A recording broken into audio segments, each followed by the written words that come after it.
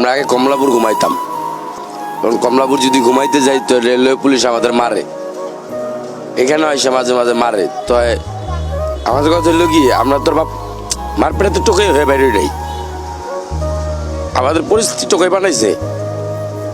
আমার তো এখন বাপ্পা আছে, কিন্তু বাপ্পা থাকলে কি হবো, ও যাইতে পারি না, কেননা যে কোনো পরিস্থিতির শিকার আমরা। আমাকে মানুষকে টোকাই, টোকাই। সরকার এত কিছু দেয়, আমাকে কিছু দেয় না। এই যে আমরা রাস্তাঘাটে থাকি, কোনোদিন ভাত খাইতে পারি, কোনোদিন পারি না। সকালবেলার ভাতে যে এখন খাইলাম, তাহলে আমার জীবনটা কত কষ্টের।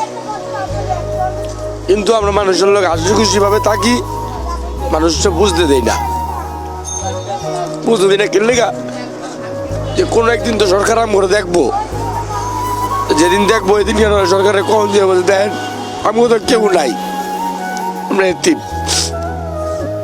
নদীতে বাড়ি ঘর ভাঙ্গিয়া লয়ে গেছে গা, থাকি রাস্তাঘাটে, কি করবো মানুষ, আমিও তো জীবন।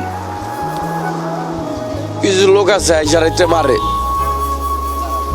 রেলওয়ে জিআরপিরা গেটটা বাইরে মারতে মারতে লয়ে যায়। আবার যদি কিছু কইতে যাই তাহলে মাইরা নিয়ে মামলা দিয়ে দেয়। যে মাইর মারে ওই আমগুলো লোকে দেয়, তোর তো আরো দুইটা পোলা আছে মাইরা পা ভাঙ্গিয়ে দিচ্ছে।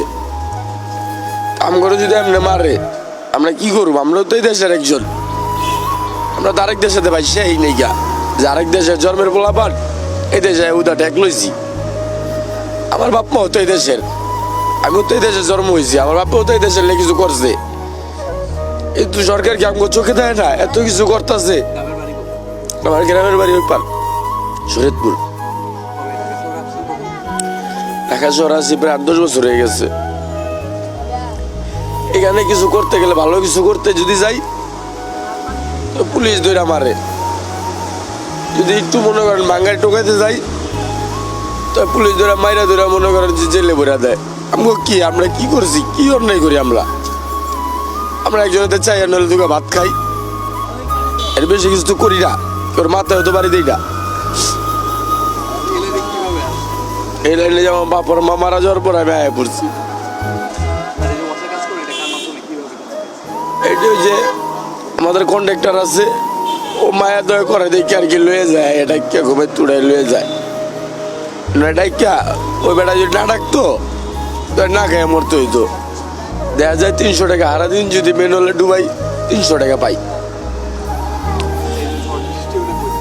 এই ঝড় বৃষ্টি হলে বৃষ্টিতে ভিজি, কি করবো? আমগো তার কোনো বাড়ি ঘর নাই।